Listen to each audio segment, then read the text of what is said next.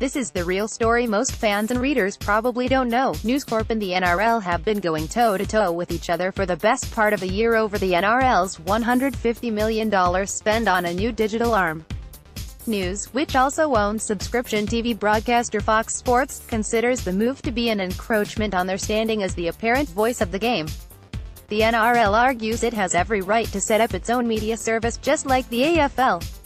Which, of course, it does.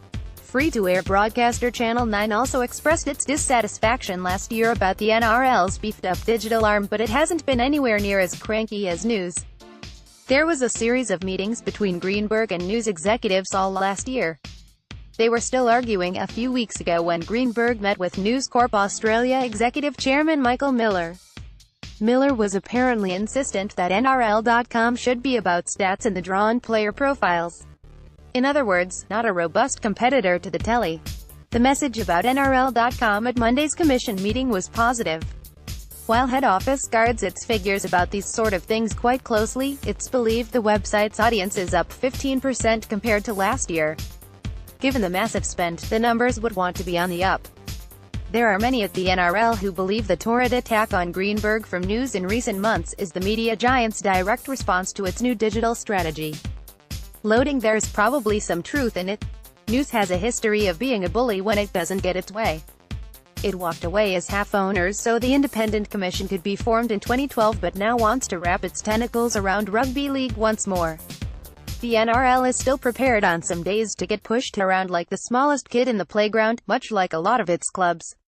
Last month's announcement about the NRL striking a deal with the Victorian government to host 2 Origins and 2 Test matches over the next 8 years in exchange for a $12 million Centre of Excellence was leaked to News Corp.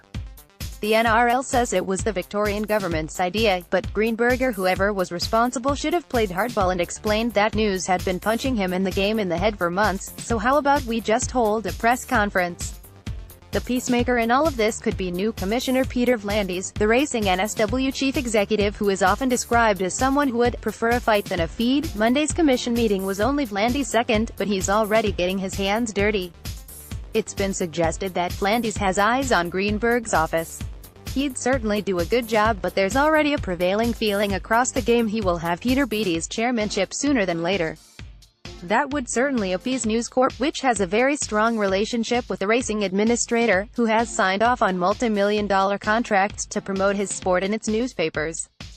For the record, Fairfax Media also has a commercial relationship with Racing NSW, but for a smaller amount. As this column has written before, V'landys won't be sitting on the commission so he can stand on a post-match stage. He won't be standing in front of cameras.